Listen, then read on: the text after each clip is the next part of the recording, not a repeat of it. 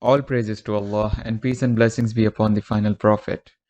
Brothers and sisters, Assalamu alaikum wa rahmatullahi wa barakatuh. Life is sacred in Islam as mentioned in the Quran. Whoever takes a life, it will be as if they killed all of humanity, and whoever saves a life, it will be as if they saved all of humanity.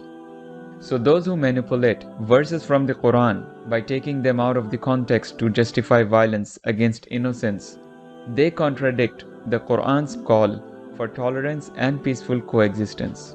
So therefore, Islam is against terrorism. The word jihad means to strive for a better, more righteous life.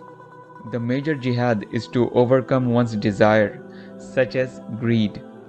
Prophet Muhammad ﷺ says, the highest form of jihad is to speak a word of truth in the presence of a tyrant. Kindness to parents is also a form of jihad, and charity to orphans and widows is also jihad. On the other hand, the minor jihad is fighting in self-defense. The Prophet said the etiquettes of fighting as follows: do not ask God to meet your enemies in battle, and do not start a war. If you must fight, then strike only at those combatants who attacked you. Do not attack women, children, the elderly, or those retreating in their places of worship. Do not cut down trees or kill animals. And we have to keep in mind, brothers, that all violent passages in Quran, including verses in chapters 2, 8, 9, 47, 48, strictly concern conflicts between early Muslims and the pagans of Makkah over 1400 years ago. As such, all passages should be understood in their historical context.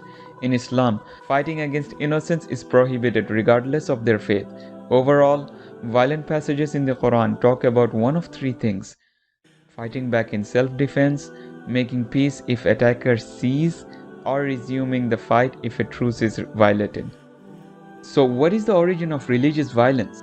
To clarify, no religion condones the killing of innocents, but some people manipulate religion to justify acts of violence. So, even if Islam and other faiths have never existed, humans would have come up with other excuses to fight for domination. We have seen notorious anti-religion ideologies, like those championed by Mao and Stalin, the top mass murderers in modern history, which were responsible for every 70 million deaths in the 20th century. And if we do our research, most victims of violence in the Muslim world are Muslims, who were either killed by unjustified wars, suicide bombs, or drone attacks. Over the last few decades, hundreds of thousands have been killed.